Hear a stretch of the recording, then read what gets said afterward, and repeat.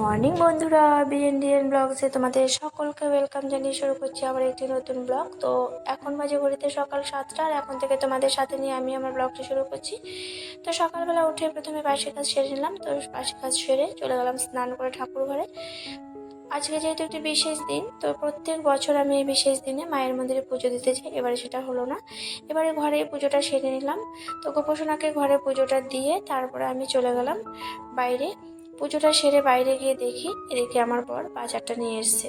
তো এই যে বাজারটা এনে রেখে দিল এখানে দরজার সামনে। তো সবগুলো বাজার আমি নামিয়ে নিচ্ছি। তো আজকে শুধু ফলের মধ্যে নিয়ে এসছে আম। তো সবগুলো আম আমি ফলের ঝুড়িতে বের করে নিচ্ছি। তো ফলের ঝুড়িতে আমগুলো বের করে নিয়ে তারপর আমি চলে যাবো এদিকে সবজিগুলো ঢেলে নেব। তো আমটা যেহেতু মেয়ে এতটাই পছন্দ করে, তাই আজকে আমটাই নিয়ে এসছে।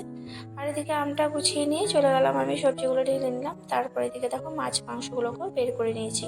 প্রথমে মাটনটাকে বের করে নিলাম, তারপরে এখানে পাবদা মাছ আর কিছুটা চিংড়ি মাছ নিয়েছি। পটল চিংড়ি করবো, সেজন্য চিংড়ি মাছটা নিয়ে নিলাম। আর এই যে দেখো এদিকে আমি একদম তাজা রুই মাছ পুকুর থেকে নিয়ে এসছে। তো পুকুরের মাছটাই আজকে বাজারে বেরিয়েছে। তো পুকুর বললো তাজা, মানে মাছের দোকানদার বললো যে তাজা মাছ একদম পুকুরে। তো সেটা দেখেই আমার বর নিয়ে এলো, সাথে নিয়ে এলো মাছের মুড়ো। তো মেয়ে যেহেতু মাছের মুড়ো খেতে ভীষণই পছন্দ করে, তাই মাছের মুড়োটাও নিয়ে এসছে। আর আজকে মাছের মুড়োটা আমি প্রত্যেক বছর মেয়ের জন্য করি। তো এবছর প্রত্যেক বছরকার মতো মাছের মুড়োটা বানাবো। আর এদিকে চিংড়ি মাছটা ঢেলে নিলাম। আর এটা হচ্ছে সব থেকে প্রিয় আমার মেয়ের খাবার, সেটা হচ্ছে চিংড়ি মাছ, আর সাথে রয়েছে চিকেন। তো সবগুলো একসাথে ঢেলে নিয়ে এদিকে আমি বাজারগুলোকে সব কিছু রেডি করে নিয়ে তারপরে চলে যাবো এদিকে রান্নাঘরে।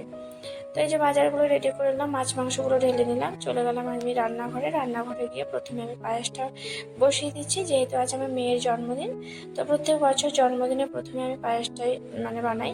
তো সবাই হয়তো তাই করো, প্রত্যেক বছর জন্মদিনে পায়েসটাই সব থেকে মেন। আর সেটাই শুভ জিনিস, শুভ দিনে শুভ জিনিস হলো পায়েস। তো পায়েসটা বসিয়ে দিয়েছি, আর এদিকে ভাতটাও বসিয়ে দিয়েছি। তো পায়েসটা আমি নামিয়ে চলে গেলাম আমি সবজি বানাতে। তো সবজিটা কেটে নিচ্ছে, এদিকে পটল চিংড়ির জন্য পটল কেটে নিচ্ছে, আর রয়েছে 5 রকমের ভাজা কেটে নিলাম। আর এদিকে সব সবজিগুলো কাটতে কাটতে চলে এলো আমার ছর্দি। তো ছর্দি এসে বললো অনেকটাই লেট হয়ে গেছে, সকালবেলা বেরিয়েছি তো গাড়ি পাইনি বলে অনেকটাই দেরি হয়ে গেছে। তো এসে বললো আমি কাপড় জামাগুলো ছেড়ে নিচ্ছি, আমি সবজিটা বানিয়ে নিচ্ছি, তুই এদিকে চলে যা রান্নাঘরে। তো আমি রান্নাঘরে এসে সব রান্না করে মাটনটাকেও রেডি করে নিলাম। তো মাটনটা কমপ্লিট হয়ে গেল। তো সবগুলো রান্না কমপ্লিট করে চলে এলাম এদিকে সব কিছু রেডি করতে মেয়ের খাবারগুলো। তো এইদিকে সবগুলো রেডি করে নিচ্ছি।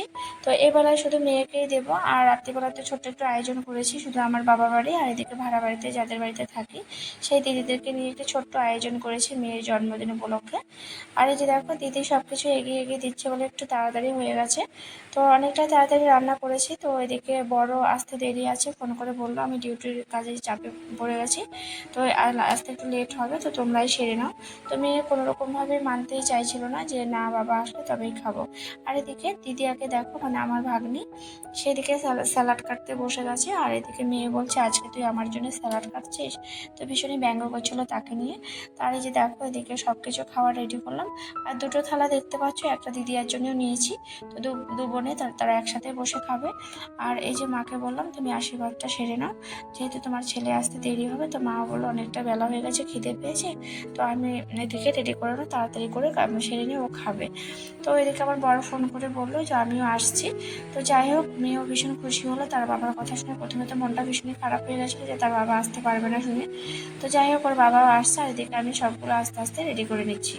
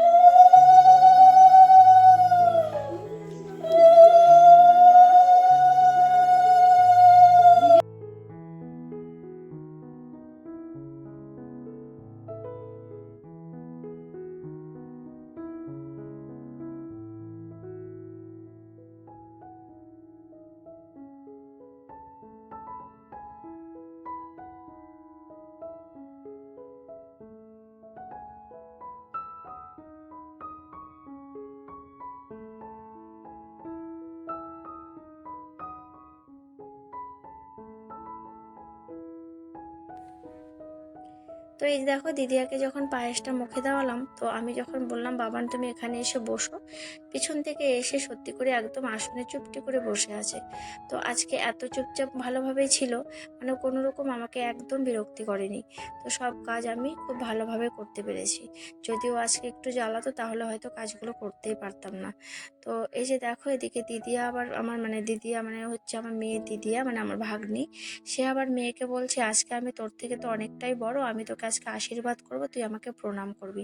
তো দুজনে মিলে ভীষণই মজা করছিল, বলছে তোকে আজকে আমাকে প্রণাম করতে হবে, বলছে হ্যাঁ আমি অনেকটাই বড়, তুই আজকে আমাকে প্রণাম করবি। তো এই বলে ওই দুজনে একটু মজা করছিল। আর এদিকে ছেলেকে দেখো, ছেলের জল তৃষ্ণা পেয়েছে, তো ছেলেকে একটু জল খাইয়ে দিল। তো এই যে ছেলেকে মেয়ে ডাকছে, বলছে ভাই এখানে বসো, একদম দিদির কথা শুনে একদম বাধ্য ছেলের মতো বসে পড়েছে। তো এই যে আমার দিদি এখন আশীর্বাদ করছে, সেটা দেখে সে এক মনে দিদি মানে মানির দিকে তাকিয়ে আছে। তো সে বুঝতে পেরেছে যে দিদিকে করার পরে হয়তো আমাকেও করবে। তো একভাবে এক মনে দেখছে, যখন দেখছে যে আর মানে ওকে আর করছে না, দিদিকেই করে যাচ্ছে, এবার হাত দিয়ে সে কি করছে দেখো, হাতটা দিয়ে সে মানে দিদি মানে মানির হাতটাকে তার মাথায় আর কি টেনে বসিয়ে দিচ্ছে, তাকে করতে হবে আমাকে, ওই একটাই কথা শিখেছে সে আমাকে, ওই দেখো হাতটা টেনে এখন বলছে আমাকে করো। তো যাই হোক ভীষণ ভালো লাগছে ওর কথাগুলো শুনতে। তো এই যে মানিও হাসছে, বলছে হ্যাঁ তোমাকে তো করবোই। তো এই যে দেখো ও ভীষণ খুশি হচ্ছে, একভাবে চুপটি করে বসে আছে, দিদি যেমন করে বসে আছে ভাইও তেমনি করেই বসে আছে। তো এই দিকটা দেখো, আমার ছোটদি আশীর্বাদ করতে করতে আমার বড় চলে এলো, মেয়ের মুখে একগাল হাসি ফুটে উঠেছে যে তার বাবা এসছে, ভীষণ খুশি হলো। অনেকক্ষণ থেকে অপেক্ষা করেছিল তার বাবার জন্যে, যদিও তার বাবা প্রথমে বললো যে না আমার একটু দেরি হবে, শুনে মনটা খারাপ হয়ে গেছিলো। যখনই দেখলো বাবা চলে এসছে তার মনটা ভীষণই খুশি হলো। তো ওই এসে বললো যে আমার বর এসে বললো যে না ড্রেস পোশাকগুলো ছাড়ার সময় নেই, আমি বললাম এমনি করে হাত পা ধুয়ে তুমি একটু মুখে পায়েস তুলে দাও। তো এই যে হাত পা ধুয়ে মুখে একটু পায়েস খাইয়ে দিল, আর ছেলেকে দেখো কিভাবে খুশিতে হাসছে যে বাবা তো ঠিকই আমাকে দেবে। তো ও মাঝখানে চুপটি করে বসে আছে, কোনো রকম কোনো বিরক্তি ব্যাপার নেই, কোনো কিছুতে হাত দিচ্ছে না, মানে আজ এতটাই শান্তভাবে বসেছিল, সত্যি আমি একদম ভাবতেই পারিনি যে আজকে ছেলে আমার এতটা শান্ত হয়ে যাবে।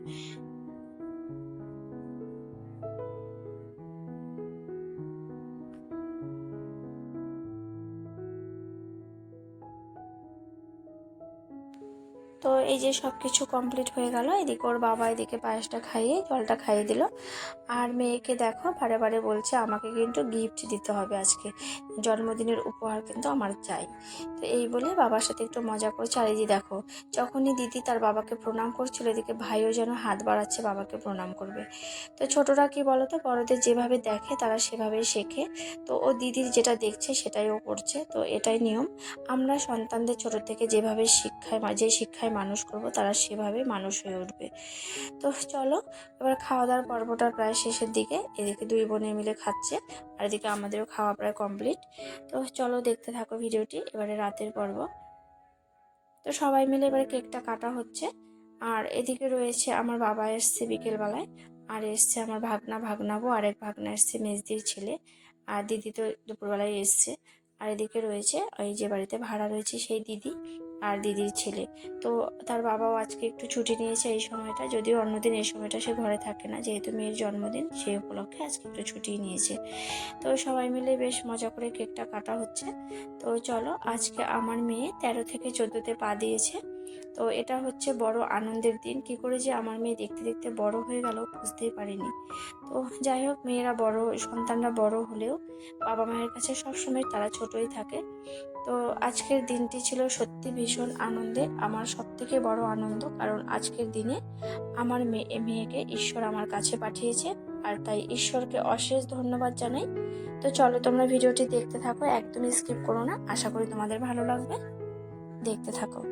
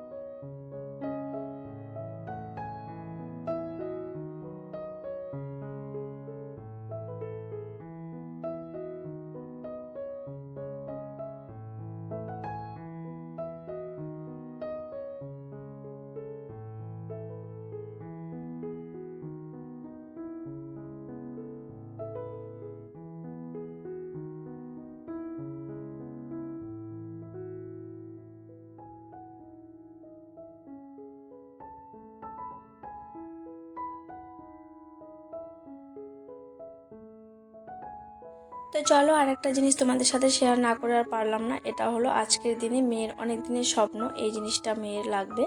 তো সেই স্বপ্ন আজ মেয়ের পূর্ণ, মেয়ে ভীষণ খুশি হলো, তার বাবা তাকে এনে দিয়েছে এই গিফটটি।